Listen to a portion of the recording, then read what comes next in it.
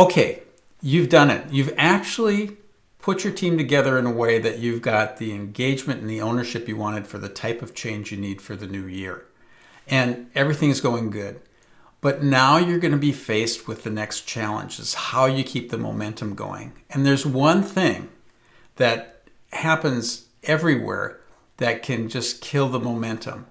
And that's the natural pressure of the workplace, because under pressure, people go back to their old habits, even though you've developed a new shift in the way you're going to work together. And everybody's bought into it. Everybody's on board with it.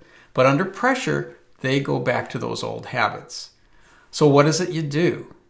Well, here's the one mistake that a lot of us make as leaders. We try to hold the individuals accountable to the new habits. And now it becomes punishing and becomes a tension between them and us. And in reality, they're getting pressured and pulled off of the intended habit because of a dynamic that's happening to the whole team. So what you need to do is not address it as an individual habit or a habit with the individual, but as a team habit, and as one that everybody has shared accountability to holding to, not just hierarchical accountability. So if we get off track, no matter who sees it, they call it, and we have a way of dealing with it in a supportive, effective way. And that's how you start to anchor a new habit, and one that's more productive, and then one that keeps the momentum going.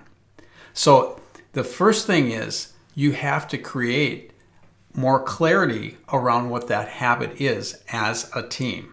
And there's really a few steps to it. The first one is you get a clear intention for what a do different type of habit is, something that's different than before. You take it from the shifts that we created in that instant ownership and engagement process. And if you haven't seen that, look at the blog below and click on the link, because that's the anchor point. So you take one of those shifts to improve on.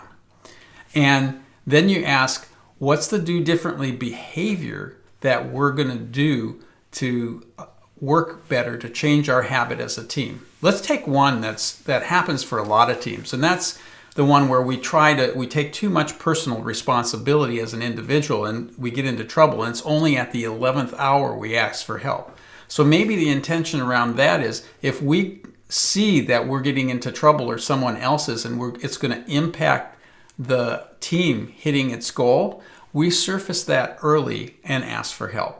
So you could just write that down. That's our intention. But again, that's where we get off track. That isn't enough clarity to actually make it a habit. So the second part of that then becomes, you ask the team questions. In fact, just draw a line below it. That's our intention. But what is it?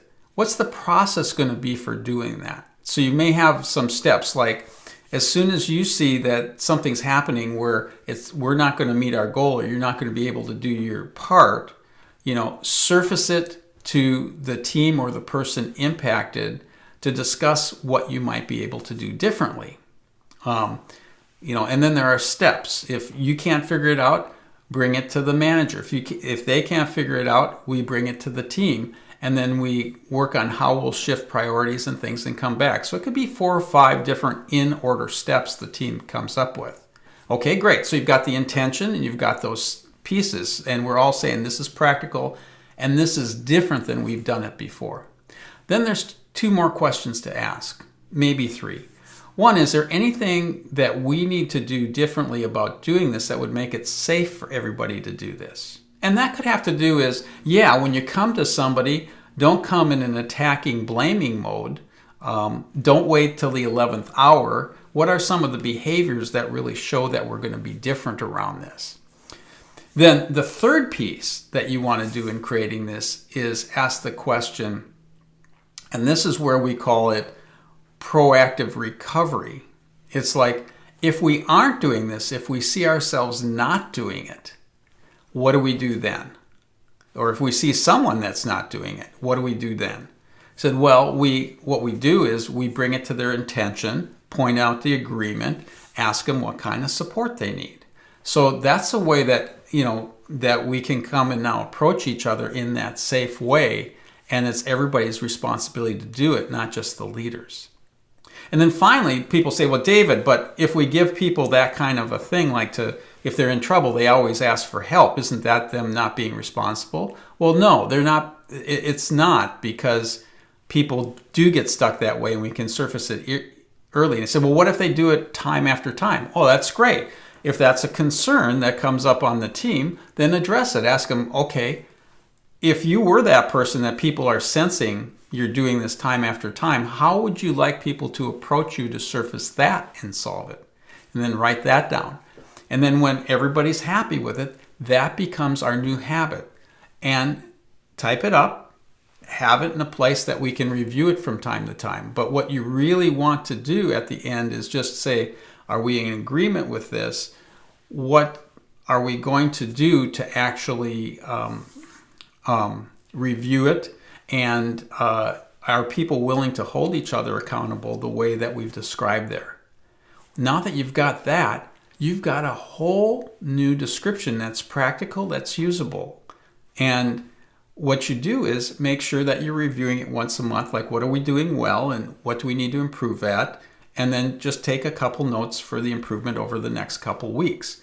You'll find that this now becomes more of the habitual response to pressure rather than the old one, and pretty soon it replaces the old one, and that becomes the key. So there's a lot of dynamics to this, and if you have questions, please contact us, because we just love to put this in place. This is the missing piece that we've seen in many teams' high performance, and it makes all the difference in the world once you get it going. In fact, you don't have to stop at one. You can do many of these different habits, but usually you focus just on one or two of them to get started. So let's get out there, let's do some good work, and see you soon.